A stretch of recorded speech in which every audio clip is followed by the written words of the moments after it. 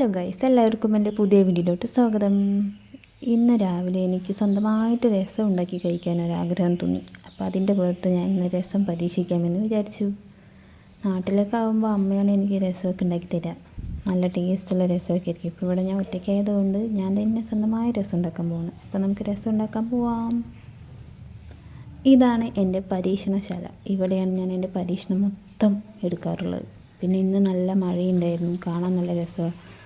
ഇവിടെ വന്നതിന് ശേഷം മഴ പെയ്യുമ്പോൾ എന്തോ ഒരു ആശ്വാസം. ഇവിടെ ഭയങ്കര ചൂടാണ് ഗൈസ്. അമ്മ അവിടെ നിന്ന് മഴയെന്ന് വിളിച്ച് പറയും. അപ്പോൾ അത് കാണാൻ നല്ല കൊതിയാവുന്നു എനിക്ക്. കുറച്ച് നേരം മഴ കൊണ്ട് ആസ്വദിച്ചതിന് ശേഷം നമുക്ക് രസത്തിലേക്ക് കടക്കാം. അപ്പം 3 തക്കാളി എടുത്തിട്ടുണ്ട് ഞാൻ. അതിന് നന്നായി കഴുകി മുറിച്ചെടുക്കുക. ആവശ്യത്തിന് വെള്ളം ചേർത്ത് നമുക്ക് വേവിക്കാൻ വയ്ക്കാം. ഞാനിങ്ങനെ രസം വയ്ക്കുക. രസം പല ടൈപ്പിൽ വയ്ക്കും. പക്ഷെ എൻ്റെ പരീക്ഷണം ഇങ്ങനെയാണ്. ഇന്നത്തെ പരീക്ഷണം കുറച്ച് പുളിയെടുത്ത് വെള്ളത്തിലുള്ളതല്ല.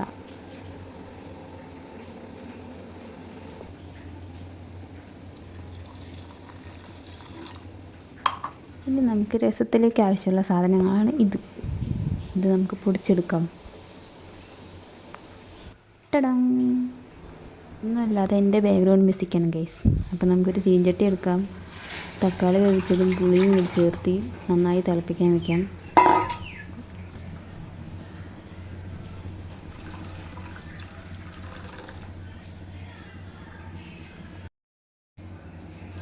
പിന്നെ ആവശ്യത്തിന് ഉപ്പ്, മഞ്ഞൾപ്പൊടി എല്ലാം ചേർത്ത് നന്നായി തിളയ്ക്കുന്ന നേരം വെയിറ്റ് ചെയ്യാം.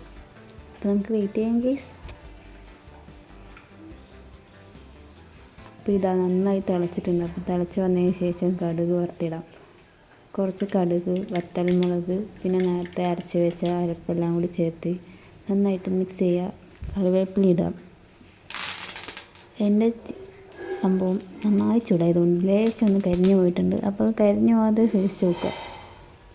അതിന് ശേഷം ഇതെല്ലാം കൂടി തിളച്ച രസത്തിലോട്ട് നമുക്ക് ചേർത്താം. ഒരു പ്രാവശ്യം കൂടി തിളച്ചതിന് ശേഷം അത് ഓഫാക്കാം. അപ്പോൾ നമ്മുടെ ഞാൻ ഉണ്ടാക്കിയതൊരു ടേസ്റ്റ് ആയിട്ടുള്ള രസം ഇവിടെ റെഡി ആയിട്ടുണ്ട്. ഇപ്പോൾ രസം ഉണ്ടാക്കി കഴിഞ്ഞതിന് ശേഷം നമുക്ക് കപ്പയ്ക്ക എടുക്കാം.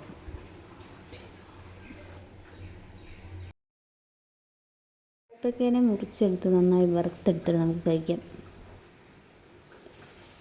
ഇത്തിരി ഉപ്പ് കൂടിയതുകൊണ്ട് ഞാൻ കുറച്ച് ഉള്ളി അങ്ങോട്ട് ചേർത്തി കൊടുത്തിട്ടുണ്ടായിരുന്നു. ഇപ്പോഴല്ല, കുറച്ച് കഴിഞ്ഞിട്ട്.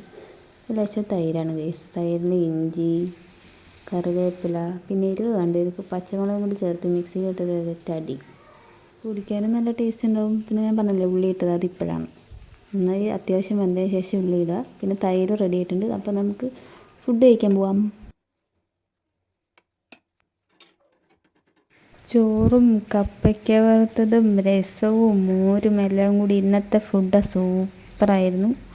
ഞാൻ ഉണ്ടാക്കിയതുകൊണ്ട് അതിനേക്കാൾ അടിപൊളിയായിരുന്നു. അപ്പോൾ ഇന്നത്തെ വീഡിയോ അത്രയേ ഉള്ളൂ. വീഡിയോ ഇഷ്ടപ്പെട്ടാൽ ലൈക്ക് ചെയ്യുക, ഷെയർ ചെയ്യുക, സബ്സ്ക്രൈബ് ചെയ്യുക. Bye guys.